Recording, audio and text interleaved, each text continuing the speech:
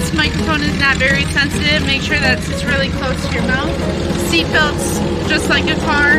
And then no smoking on board. Yeah, we'll go have some fun. Any questions?